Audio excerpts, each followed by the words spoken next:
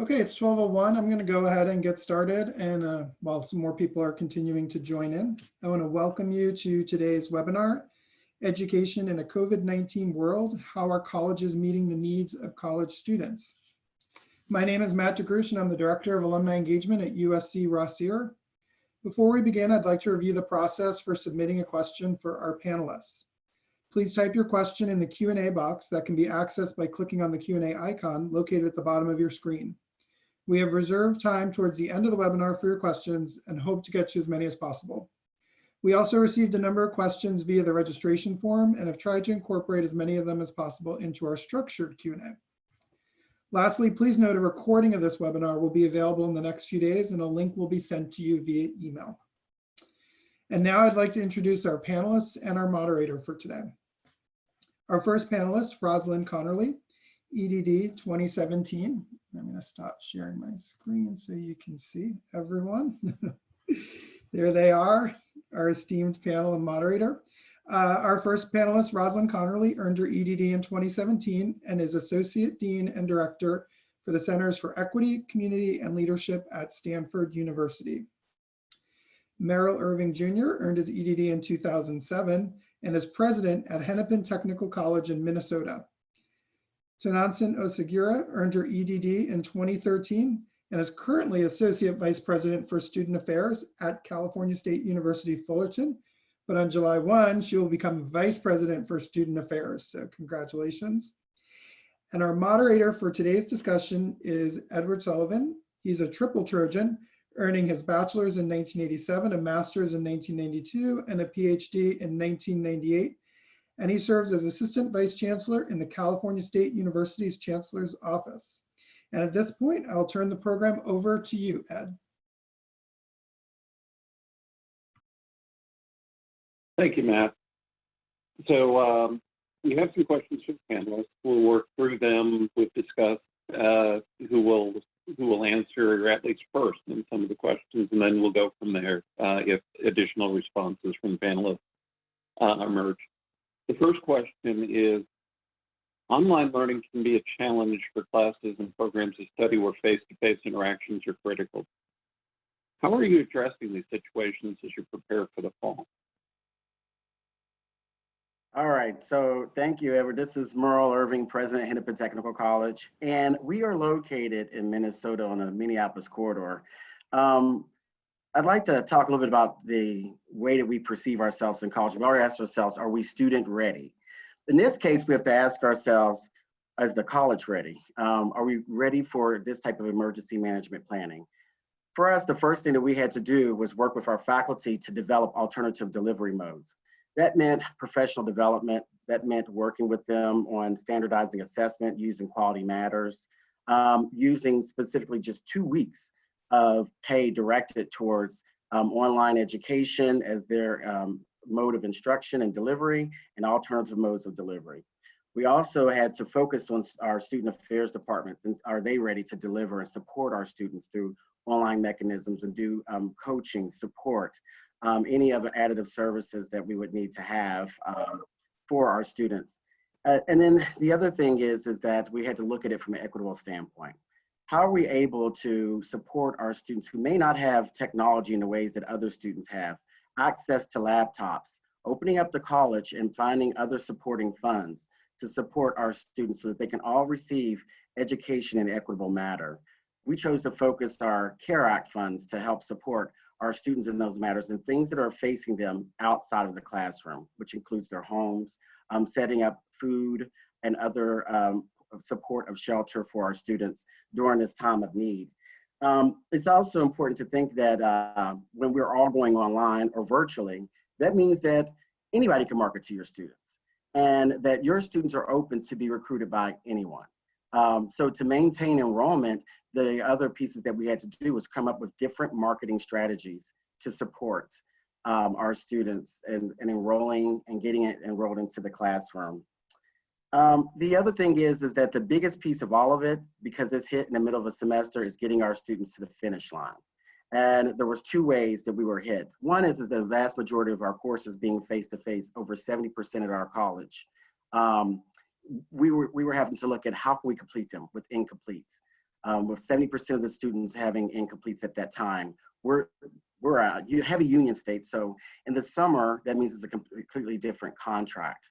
So finding ways to pay our faculty to complete the same students was such a critical thing. And now looking at the fall, which we probably will talk about more later, but I'll just say as a quick nugget, is that we would have to cap any of our face-to-face for those sections. And that means additional sections. That means that we have to find additional compensation to support our faculty in those efforts with the same building space. So, I mean, those are some of the quick high pros. I could probably go on for days, but I'll leave it there for discussion later. Thank you, Merrill. Our second question, how have your institutions staffed online delivery of student service, like academic and career advising? Tonantzin? Good afternoon. It is afternoon, right? Buenas tardes, everyone. I think, for us, what has been important is to make sure that we think about delivering services to students, in particular around career services, right? We know that our seniors in particular have missed out on so much in terms of internships, in terms of being able to go to, career fairs that are normally held in the spring. So one of the things that we've done is we actually are hosting and have hosted small virtual career fairs for students to keep them engaged in the job process, to keep them thinking about what's next after their graduation. We know that a lot of employers are not hiring, but there are a lot that are.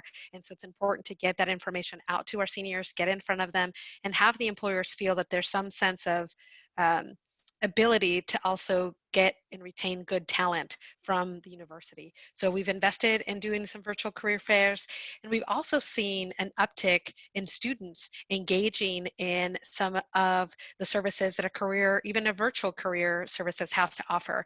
We've seen a number more of students participating in our resume workshops, participating in our time management, in our GRE preparation, in our graduate school information. So it appears that there's still a vast number of students who are interested in participating and making sure that they have plans for the future. So it's up to us to make sure, right, that we're delivering those services to students. And I think, in terms of the academic advising and any sort of one-on-one, what we've seen, at least at Cal State Fullerton, is that a lot of our students actually participate more because they're able to have a conversation one-on-one, where maybe because of time constraints, or they were always working or having to do something else, they feel more comfortable talking to academic advisors one-on-one. So that, I think, has opened up a new way for us to think of how we engage our students, in particular some of our students that maybe didn't drop by the center because they felt they didn't have time. So we've seen some really good results. So we have to stay on it. We have to put that information out to students. And I think we also have to reach out to them and say, hey, did you know we have the ability for you to do one-on-one meetings, that we have these webinars happening, that we have this occurring, right? It feels like students have a little bit more time now that they're not having to be distracted by other things or having to go to work. This is the time to capitalize on that.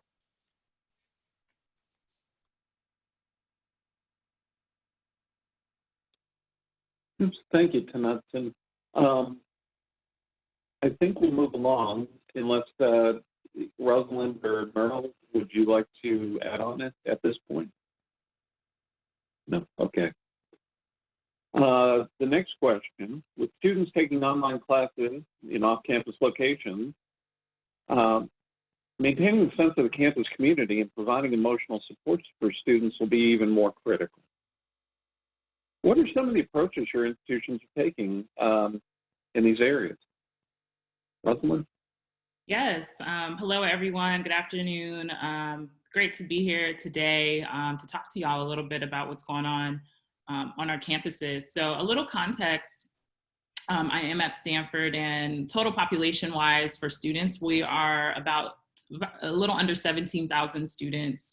And the campus sits on about 8,000 acres, which is ginormous in context. And our campus is about 90% residential. So The impacts were definitely, as we thought about community building now, are very, very real. We're on the quarter system, so all of my semester system colleagues and friends out there, I know y'all are done, or congrats that y'all are wrapping up. We still have a little under a month to go. We're not done until June. And so we're, again, thinking through just trying to get our students to the finish line of the spring quarter. Where I'm situated, I am within the Centers for Equity, Community, and Leadership, which I have specific oversight over the Black Cultural Center. We have 7 community centers or cultural centers at Stanford, and we all sit in a unit that is focused on inclusion, community, belonging, and integrative learning. And so community building is something that is definitely integral into the work that we're already doing, even before COVID hit. We're charged with doing a lot of proactive fostering of positive, inclusive community environments, and really helping folks think through problem solving as issues emerge on campus. And so as we have thought about community building, we've thought about it from 2 different ways, because we do have some of our students that are still on campus, like many of you. Some students who maybe couldn't go home because they're international students, or home is not safe, or they may not have a home to go to. So we do have some undergraduate students that are still we call them dorms still in the dorms. And then our graduate student population, again, being 90% residential, many of them are still on campus and apartment style. So they are able to physically distance themselves. And so we've really been able to think of community building through a mental health and well-being perspective, knowing that for a lot of our students that are away from campus, and whether they're living with friends or family, they are getting some sort of community, but we're hearing that our students are really craving specific types of community. They're missing their friends, they're missing their mentors, their faculty, their administrators, whoever they're connected to on their campuses. And so that's how we've been thinking about it from a perspective of community building. We know and we've seen that a lot of departments, a lot of centers are still continuing their kind of normal day-to-day or week-to-week meetings or office hours. They just transition all of that online, like I know many of you probably have. Myself, my office hours are now virtual. We're seeing a lot more check-ins. I'm pretty sure on your campuses, there's been a number of community check-ins just to make sure students are getting the help and resources that they need.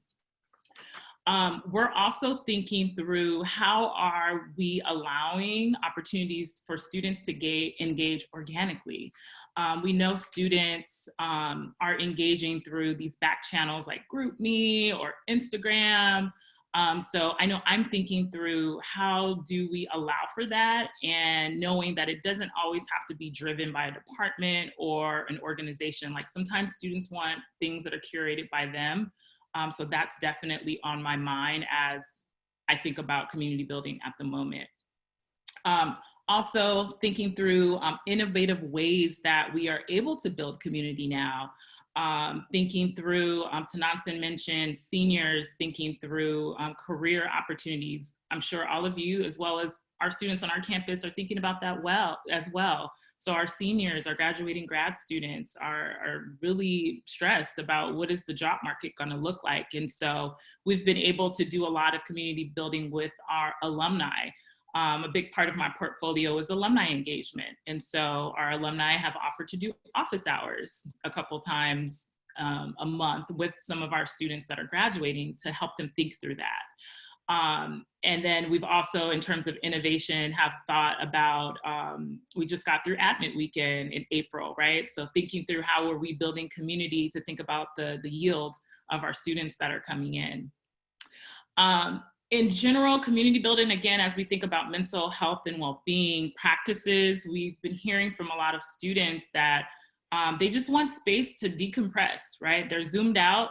A lot of them are in these Zoom classes for 6 to 8 hours a day. They don't necessarily want the structured program that I know that we're used to delivering. And so we're hearing a lot of them saying, you know what, we're having Netflix watch parties. You know, we're listening to music, you know, together. We're doing yoga. My students did a IG live podcast called Quarantine Radio this past Saturday, right? They're getting really creative around, as we think more broadly about this mental health and well-being specifically piece. Also thinking about community building, we're still continuing our relationship with our partners in counseling and psychological services, because we know that is a big component for our students, seeing that in terms of seeing clinicians, that there's some boundaries and things that across state lines that can't happen in terms of seeing some of our folks in CAPS. And so we're getting creative around how to incorporate CAPS into our spaces, as well as giving students other options as they think about wellness. If it's not a clinical concern, can they go to one of our well-being coaches, et cetera. So quick takeaways for me, innovation and being mindful of student needs in the moment right now. So as well as not overburdening them with programs and check-ins.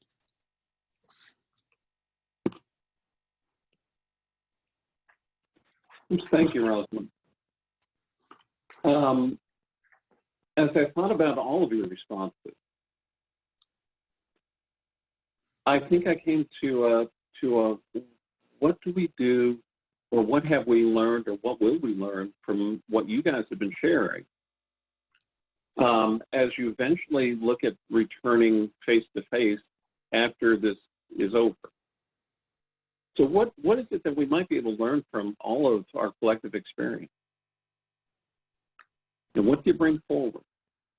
Tonantzin, do you have some thoughts on that? I do. I think for me, it's something that Rosalind mentioned, which is to be innovative. This is the time, I believe, for student affairs to really reinvent how we do what we do. You know, as I think about, in particular, career services, you know, Twitter announced 2-3 days ago that they've decided all of a sudden that they're not going to have corporate offices, that they're going to allow people to work from home because they've seen productivity increase, that they feel it's better for their employees, and also probably cheaper because they don't have to have, right, their corporate offices. And as I thought about that, I thought, wow, you know, here we are, right, moving into virtual. I don't want to call it online education because I do think there's a distinction between being virtual and online education. But here we are moving into a virtual world. And a lot of businesses and corporations are starting to move into that world for a variety of reasons, right? Whether it's profit, whether it's productivity, effectiveness. But we have to now pivot to train students to make sure that they also understand what it's like to work in a virtual world, right? We always talk about career readiness, workforce readiness. Those pieces are important. Well, now with the workforce becoming increasingly virtual, we are poised to prepare students to be able to do that, to engage in a different way. So we have to think about how student affairs can be innovative, things that we need to phase out, things that we need to do differently, things that need to evolve. And so I like, Rosalind, what you talk about, the experiences of students and creating community, some that's curated by them, some that's curated by us. So how do we incorporate those pieces to get them ready to engage in this new world in all aspects of their life, not just perhaps work, but intimacy, you know, friendships, those pieces. And so for me, that's one learning component that I take with me. This is a time to be innovative and to be adaptable and flexible. We can't think that we're going to go back to a normalcy of what a campus used to be, right? So how do we create experiences for our students in that way to engage with us? So I'm excited about it. I'm trying to look at the upside of this pandemic.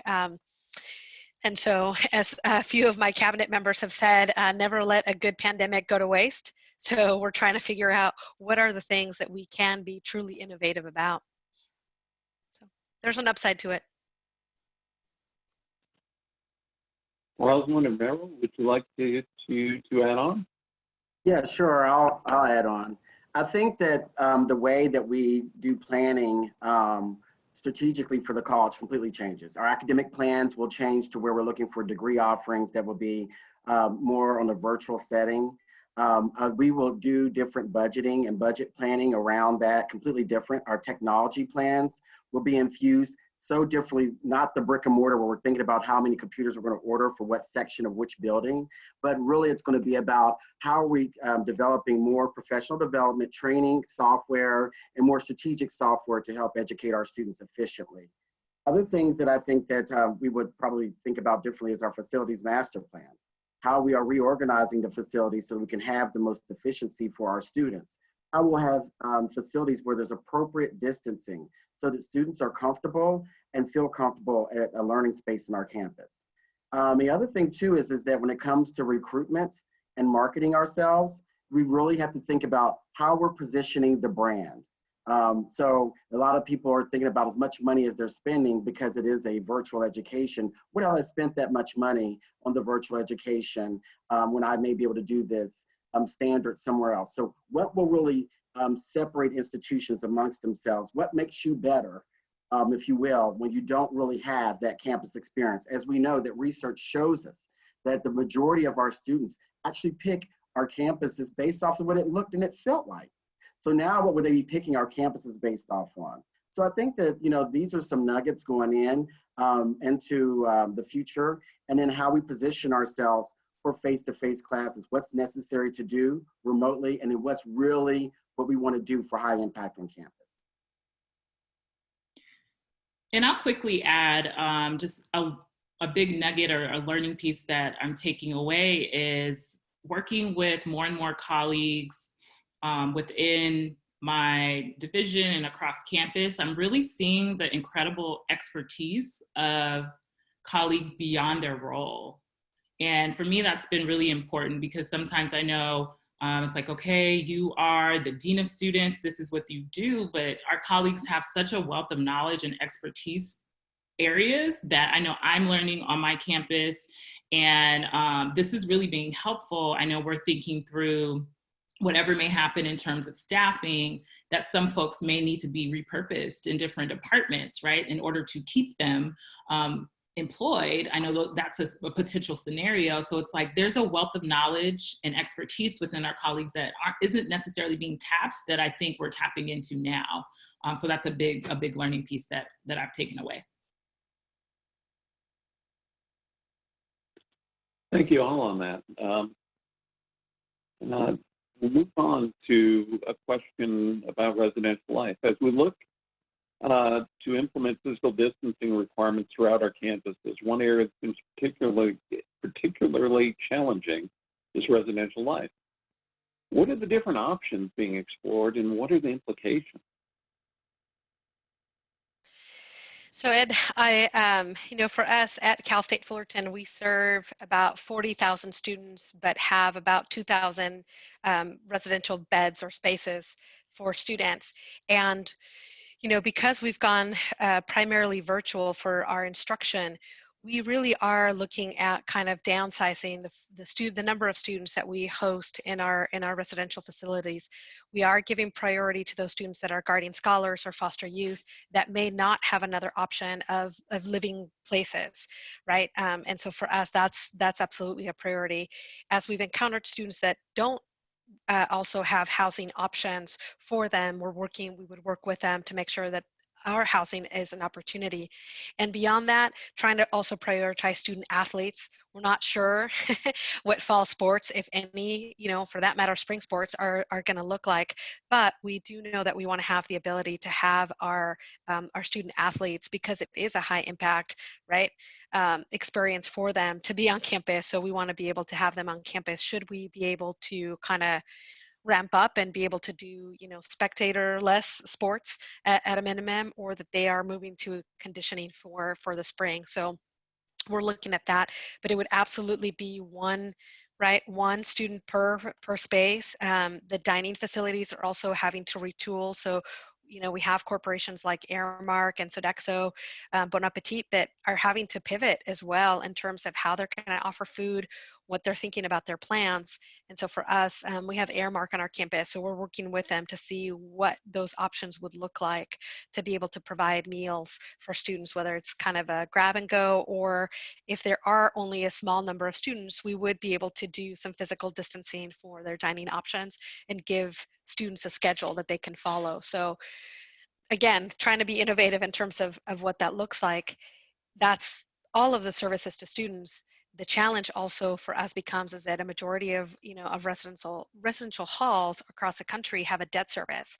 And so the revenue that typically we would bring in as far as residential life is not going to be there. So what that impacts is deferred maintenance, the experience of students, the number of people we're able to hire. So that's also something we're looking at in regards to how do we balance those needs out in terms of that. So some challenges for sure in that regard.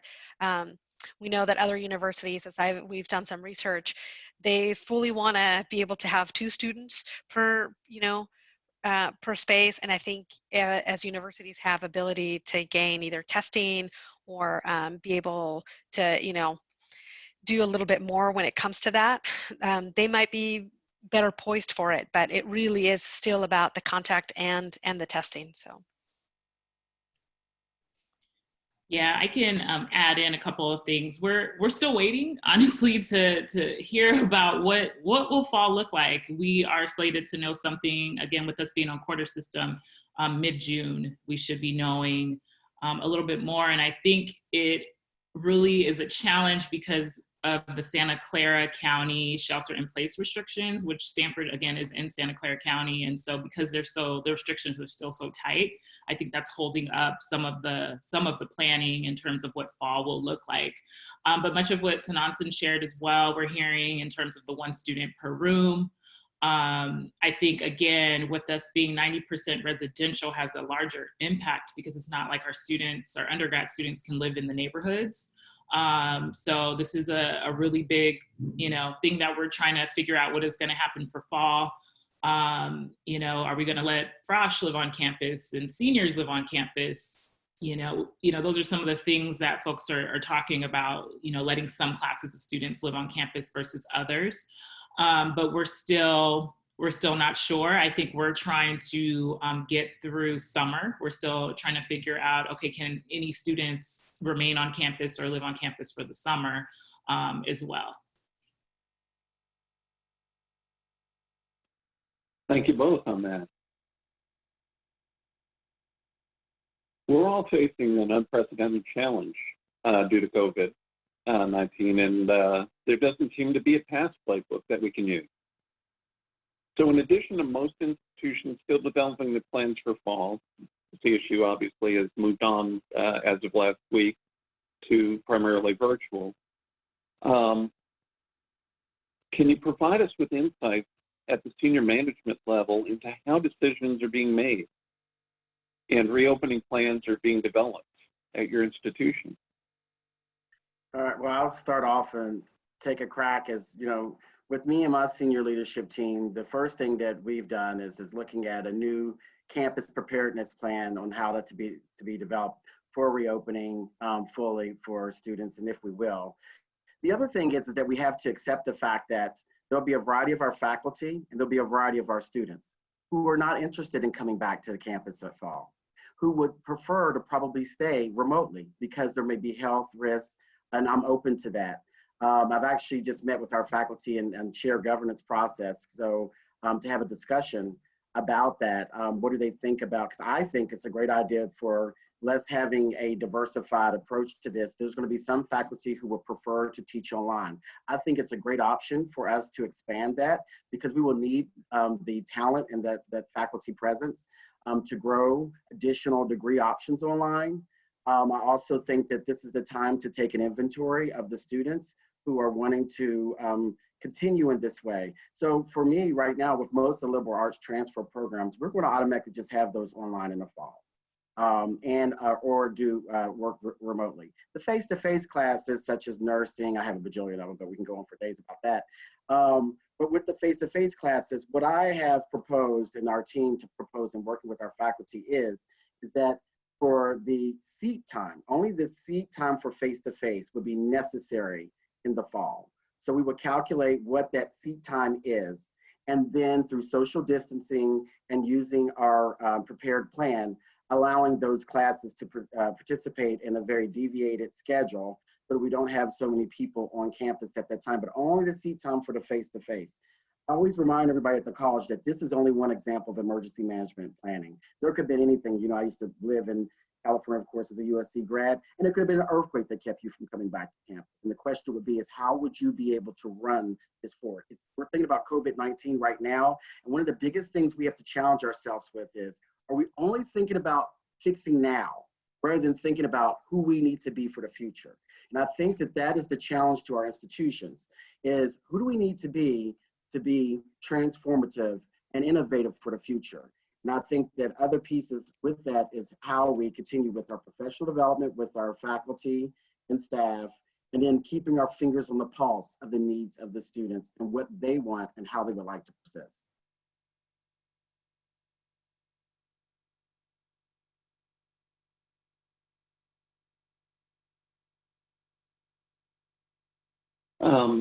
Rosalind and Tonantzin, as you reflect on the meetings you've been part of, what are the core values that you're seeing the university leveraging? Or maybe even looking in Merrill as well. What are the core values? What's important to your institution? Yeah, so for us, I mean, the core values for us is excellence, it's innovation, and it's inclusion. Those are our three main values, and that we make sure that we maintain the integrity of that with our faculty, also with the staff and with the students. One thing for us, which is critically important as we continue to have this dialogue, is that people bring a great discussion around the value of virtual education versus face-to-face. Who will determine that will be the employer. So we can't forget the fact of the validation will come, who's hiring your graduates. And if the employer has an issue with so many of their students receiving a virtual education or not receiving that virtual education, is something to consider. And then I think with that as well, the values of the institution, do they transform through our students as a value prospect to our employers? That's what will validate that and make it so systemic and sustainable.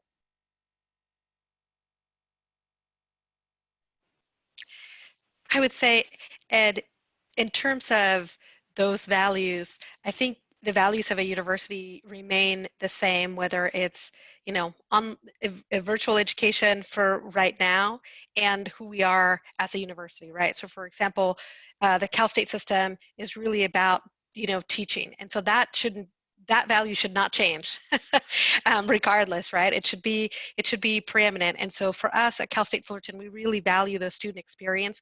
We know that so many of our students, this is the only opportunity for them for an education. They're first generation, underrepresented minorities, and they know that, you know, education can be a great equalizer for them. So for us, the value of making sure we're delivering a quality education, experiences for students, the ability to get connected to resources so that they can leverage their education once they're done is still remains the same. And even with more care, so I see that there was a question about how, you know, you make sure that you incorporate diversity and inclusion, and particularly as we are in a situation where it's about, you know, virtual. So it really is taking not necessarily your foot off the gas when it comes to those things. It's, you have to lean into it more and be able to say, how do we do that? What can we do for our students? Let's look at, right, not just the inequities of access to, say, laptops or Wi-Fi, but let's look who's participating in the classes, right, when they are virtual. How, you know, do we have different modalities for students who may not feel comfortable either being on video? Do we need to make sure that when we do a webinar or there are classes that we're providing some of the materials ahead of time for our students that need additional time? How are we doing testing for students? So I think there's a lot that goes into that equity and inclusion piece, but I think for me, those values should remain the same. And as I said, we need to make sure that they stay even more present for us. They shouldn't change who you are, right? USC will be USC, Cal State Fullerton should be Cal State Fullerton, Stanford should be Stanford, right? Like your universities should be the same and hold those values dear, more so than ever. Yes, I agree and echo much of what my fellow panelists have said as well. And core values, I mean, I'm hearing a lot around, of course, ethics and integrity and inclusion, of course, which are already part of the fabric of the core values at Stanford. But we're hearing a lot about, of course, our students, which Tonantzin, spoke to, our student experience. How are they know our students are struggling with these Zoom courses. And so, what does that look like right now? A lot of core values thinking about people, like how are we preserving our people at the institution that are really trying to figure out, what is summer going to look like in terms of employment, not thinking about our, maybe our tenured faculty, that's a different conversation, but thinking about our folks, we're at Stanford, we're not union, there are a lot of elements there that people are thinking about. So we're hearing a lot around, which I appreciate around preserving people. And of course, the conversation about students. Thank you all. I think at this point, it would be good to check in with Matt and see if there are any audience questions. Matt? Sure, thanks, Ed. And thank you guys for, you've kind of, I think, been keeping an eye on some of these questions and incorporating some things into your responses, which is great. So I have some questions both in the question and answer box, as well as some that have been submitted, again, through the registration form. One question I'll pose is, how are your institutions working together with local health departments to ensure a safe and healthy learning environment, and especially in case there's a community transmission on your campuses?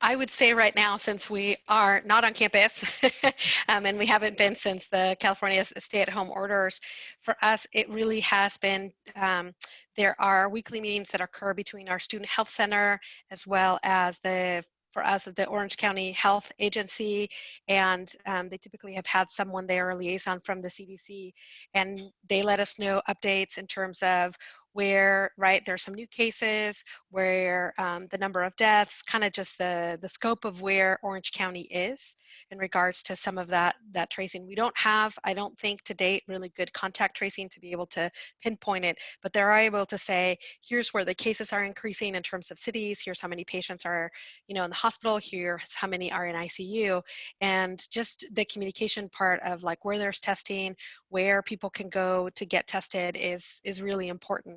I think that will become increasingly important as we decide to reopen, whether it's for some classes as well as just for some workers, right, for the university.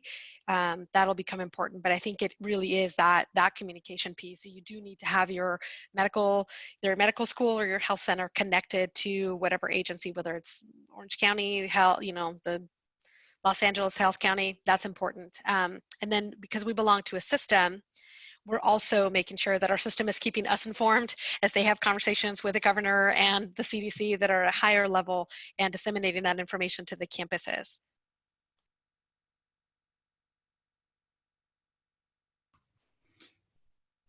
I guess I will, jump in. For us, the partnering for the benefit of our students comes from working with community-based organizations, such as food drives, any other additional support. Our health department most often provides guidance. The guidance is in conjunction with the governor. So before we make any moves when it comes to additional scheduling changes to any work that we're doing with the students, including spaces we may provide with learning or support, all that guidance comes through the health department, and it also has assisted us with our campus preparedness plan, and so that we would have a standardized template that all of us, the colleges and universities, would be able to serve our students well with that type of guidance. I would just add that I know we're getting, again, from where I'm situated, being in student affairs, I'm not part of the larger conversations, but I think the university is doing a really good job of providing opportunities on updates about, COVID related updates in the Santa Clara County on campus. So we're getting those pretty regularly. Stanford Hospital as well as working closely, which is technically kind of a separate entity from Stanford, but of course we have communication is pretty regular. Our president held a town hall a couple weeks ago just to give updates about COVID-19 from that perspective in terms of what's going on in the county. So we are privy to some things, but again, we just kind of wait until we can get more information from our partners on campus. Great. So we have another question here, which is having a little dialogue as well within the question and answer box. I'm going to say the question as it's phrased, but you don't want to speak on behalf of your institutions. But do you believe students and/or their parents should be entitled to some form of a refund, given the delivery of education isn't what we agreed to? Now, I probably don't want you to, share your institutions, speak on behalf of your institutions, but I'm sure, I'm sure all of you are hearing from students about these issues, and certainly we've seen in the news lawsuits already being filed. Sort of what is sort of the internal discussions that are happening? I mean, I don't think I've heard of anybody issuing a refund yet, but it certainly is something that is rising to the top of people's concerns with the longer this online learning goes on. So Matt, for us, what we did was extend the period up until 90% of the term that students could get a refund for their tuition. In addition to that, we were open to any of the fees which were inappropriate as a continuance of them having to pay.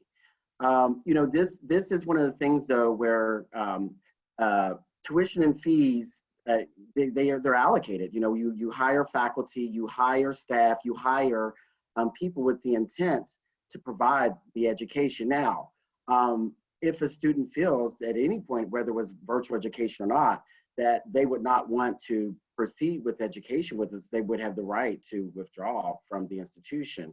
In addition to that, I'll go back to something that I stated earlier, is that we have to be mindful of, how do we validate that we have consulted our employers and regional employers and understand the workforce threat, that they still think that this is a value, that they still think that your graduates are still quality. I think that the more that we confirm that and the evidence by more of our students who are being hired, people will understand, I think, and see that there could be some equity within this. And let's not kid ourselves. I mean, there's a variety of virtual education universities that are finding a lot of success and no lackluster of their students finding a place in the workforce or being promoted. So, this is one of those things that people feel hotly contested about. Either way you go on this, and we have to be open to listening and hearing all sides of that.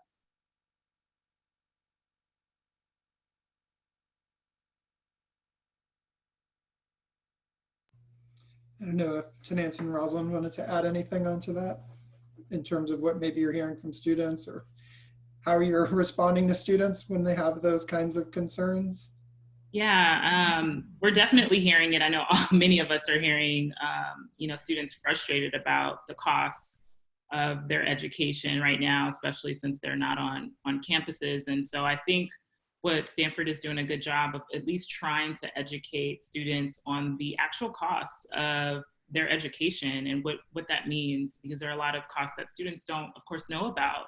And so they are trying to do a better job of sharing that with students to kind of let them know, it's kind of subsidized, right? You don't know the full cost of you having an education from Stanford.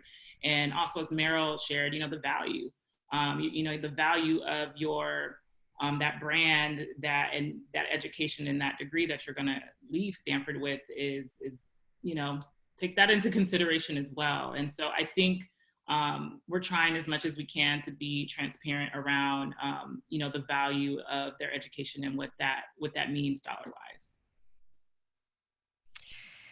I agree with Rosalind and Merrill in terms of being transparent with students and parents about the cost of an education, right? It's faculty, and you're still getting the value of that education from the university that you're attending. I think what we've also understand is that there are, fees associated with it. So of course, if we're primarily virtual, we're not going to charge students for parking. We're not going to, right?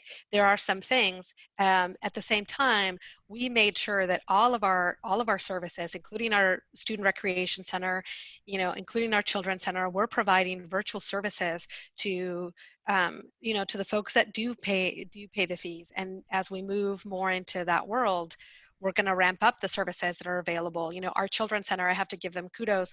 They put together packets for parents, knowing full well that for some of their smaller children, it was going to be really difficult, right, to have kind of a schedule, because it's not yet, it's not kindergarten, it's not, elementary. So for a lot of them are toddlers and babies. So they sent packets.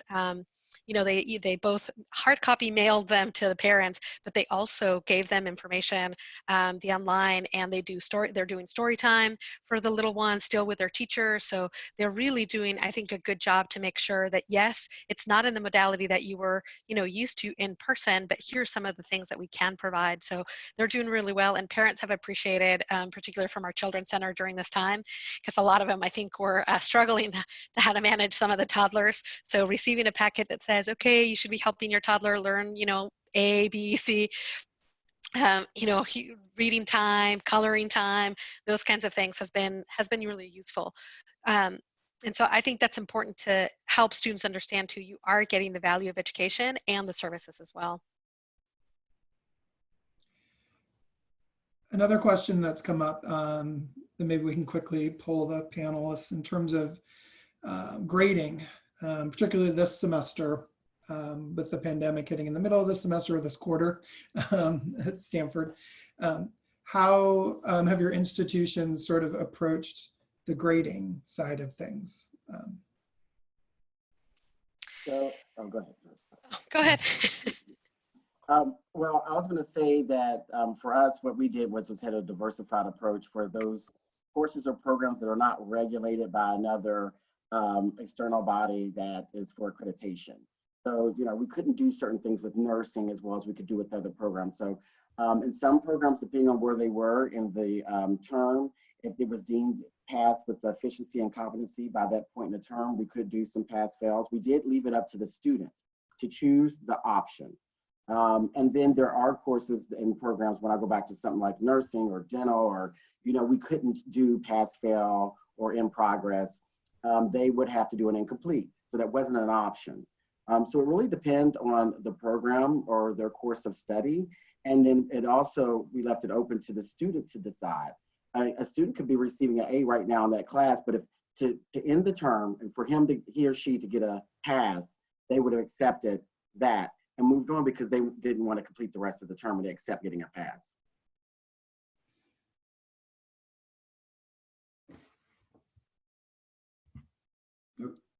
So similar to what Merrill shared at Stanford, students do have the option of satisfactory or pass-fail as well for the spring quarter, with the exception of some programs like the business school, other programs as well. So it's similar. Yep.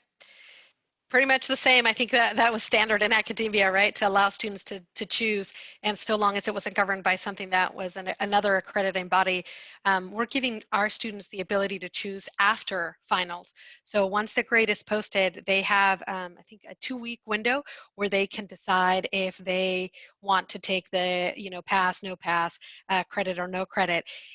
We also made sure that when they receive the information, there's little boxes they have to check so that they understand that selecting this option could affect their financial aid, could affect their GPA, that if they're an athlete, they need to meet certain criteria, that if they're an ROTC, right? So making sure that students understand so they have the full knowledge of, if I make this choice, this may affect me this way or may not affect me this way. Yeah. So panelists, we're almost to the end of the hour, and we've got one more question for you. We've talked a lot about the challenges and negative implications of the current situation. But our adaptation to the new normal has also resulted in some positive development. Before we sign off, can each of you share something encouraging, special, about what you've noticed in your institution's response?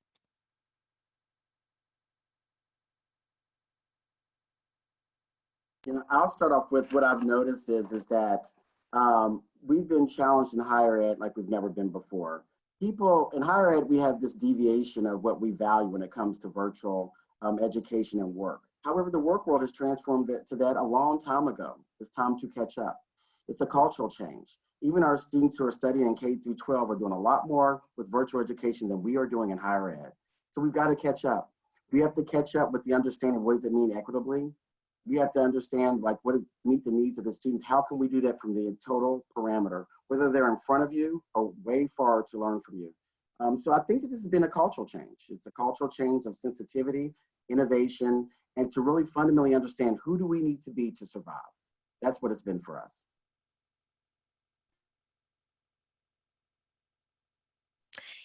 I want to say, I think, you know, I spoke about it earlier, but seeing that more students are still wanting to engage and participate. For example, in our, we had a resume workshop for our career, and we had 100 people attend, 100 students, which, you know, normally, if we would have had that in person, we would have about 20, 30 people, but you know, 100, yes, it could be that people are, you know, want to know how to write the resumes so they can get jobs because they may not have a current job. But when we did a survey, the students said that, you know, they felt like they had the time, that they could do it, that they found this interesting, that they saw it posted and wanted to engage. And so I do feel like we're seeing students wanting this as an option for them. And we've had more students visit our academic advisors and our student success, our virtual student success center, where they just kind of drop in. So I do feel that our students are wanting that, and there's a value to it that we're able to reach more students. I also see that we have colleagues that are being very innovative in their approach of, you know, how they're adapting to this world and how they're engaging with students. So that to me speaks to the fact that at the core and at the heart, it's still about the students, and we should not lose that. A lot of what I've been seeing and a lot of messaging coming from my institution is for us to really prioritize our own mental health and well-being, which is refreshing because of course mental health and well-being is all over the place, and we know it's been really the focus for students. And so I think it's amazing that they're actually checking in with faculty, with staff, with it, like, y'all need to make sure you're good too. And so that's been really refreshing, knowing that all of us have different family structures and responsibilities. I've been seeing a lot of our senior leadership being very transparent about what they're navigating through this pandemic. And it's really humanizing in a really good way to see that, you know, we are all going through this together, and it's nice to get a snapshot of folks' home lives so that we can, you know, really see a window into what we're dealing with. And then also really seeing that folks are understanding that we're needing more flexibility around, you know, how we're working now. Yes, we're at home, but not everyone's able to be on that 8 a.m. meeting, you know, because of other family responsibilities. So it's really refreshing to see that folks are being more flexible around our demands with our work during the pandemic.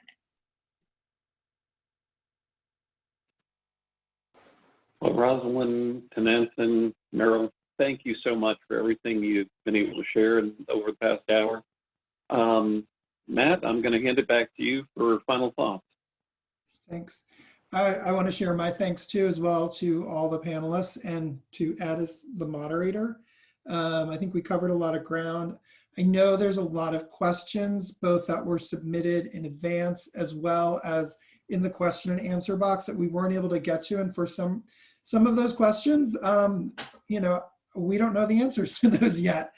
You know, as we all continue to go through this time and this process, but know that we will be having additional webinars throughout the summer as we learn more about what the fall looks like.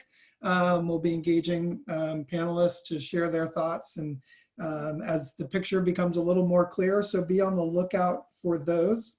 And as I mentioned earlier, the webinar has been recorded, so you'll get a link for that.